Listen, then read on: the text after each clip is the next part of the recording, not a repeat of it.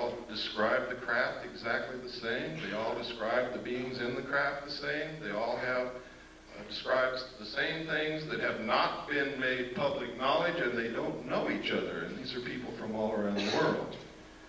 One of the best abductee researchers that I know is here in this room with us, Robin Quayle. One of the implants is inserted up through the nose and is lodged next to the optic nerve in this region. Another implant is inserted beneath the skull cap next to the medulla oblongata in this region. Another implant is found subcutaneously behind usually the right ear and can be seen and felt. I always like to watch everybody feel behind their right ear when I say that. Implants have been found in the wrist, in the calf, and in the lower arm. Next slide. Now, this is very strange because just before these began happening and after we began finding these implants, we began noticing newspaper articles like this. Computer chip implants can help find lost pets, and it goes to outline how this happens. And it tells us that the sheriff's department and the police department in the cities are given electronic equipment to communicate with a satellite that the government has put up. And if you put an implant in your pets, this satellite can find your pet wherever it is when it's lost, and your local law enforcement people, by tuning into this satellite with their electronic equipment, can tell you where your pet is and go get it.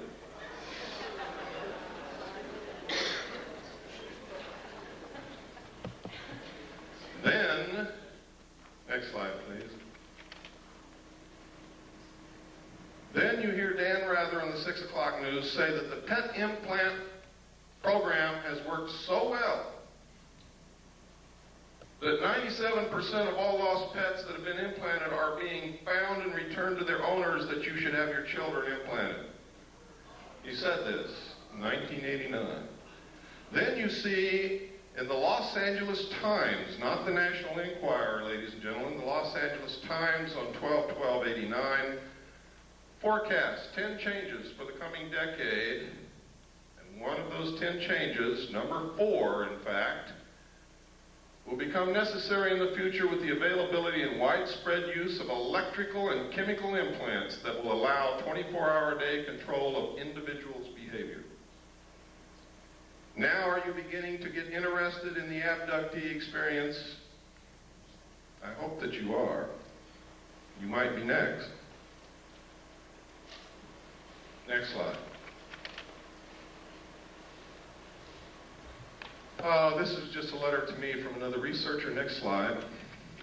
Who sent me this? It's in my book. It's the Foreign Broadcast Information Service, Foreign Press Note. Foreign Broadcast Information Service is a division of the Central Intelligence Agency, which monitors foreign broadcasts on radio, television, military, civilian broadcast waves, and gleans information.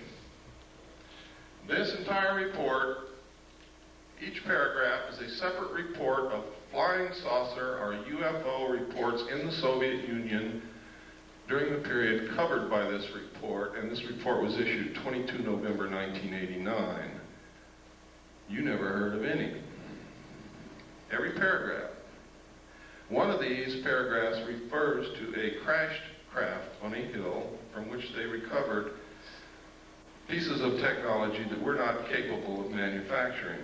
Next page, please. All of these. Now you see at the top is what they found up here. You look closer so I can read it.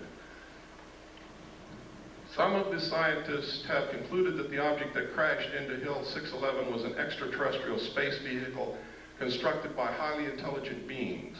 Doctor of Chemical Sciences V. Vysotsky, it's a good thing I'm not Russian, I couldn't talk, stated that without doubt this is evidence of a high technology and it is not anything of a natural or terrestrial origin.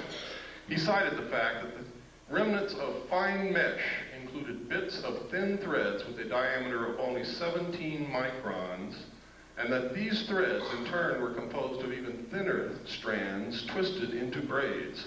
Extremely thin gold wires were discovered intertwined in the finest threads, evidence of an intricate technology beyond the present capabilities of terrestrial science, according to this man that I can't pronounce his name. Next slide, please. And it continues. Next.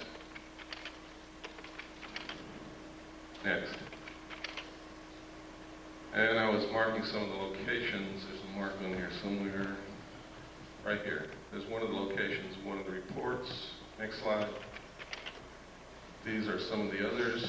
I didn't mark every one of them. I marked the important ones in the Union of Soviet Socialist Republics. Next slide, please. This is the first known civilian photograph of a UFO. Next slide. This is a letter, the Gerald Light letter. This letter is absolutely astounding. It confirms everything that I've been saying. Nobody knew that this letter even existed until Bob Exler presented it at the 1989 MUFON Symposium in Las Vegas. He presented this on July the 1st. I had already issued my information that this confirms on May the 23rd of the same year. In here, he says, "My dear friend, I've just returned from Muroc." Remember, I told you Muroc is Edwards Air Force Base now. "The report is true, devastatingly true. I made the journey in company with Franklin Allen of the Hearst Papers and Edwin Norris of Brookings Institute, Truman's erstwhile financial advisor, and Bishop McIntyre of LA. Confidential names for the present, please. When we were allowed to enter the restricted section after about 6 hours, in which we were checked on every possible item, event, incident, and aspect of our personal and public lives, I had the distinct feeling that the world had come to an end with fantastic realism. For I have never seen so many human beings in a state of complete collapse and confusion as they realized that their own world had indeed ended with such finality as to beggar description." Can you get the sense of what this guy had gone through? "The reality of other plane aeroforms is now and forever removed from the realms of speculation and made a rather painful part of the consciousness of every responsible scientific and political group. During my 2 days visit, I saw 5 separate and distinct types of aircraft being studied and handled by our Air Force officials with the assistance and permission of the Etherians." Notice he calls them Etherians, which means that he attaches some spiritual significance to them. And notice also that he capitalizes Etherians, signifying that he may have viewed them as gods. "I have no words to express my reactions. It has finally happened. It is now a matter of history. President Eisenhower, as you may already know, was spirited over to Muroc one night during his visit to Palm Springs recently.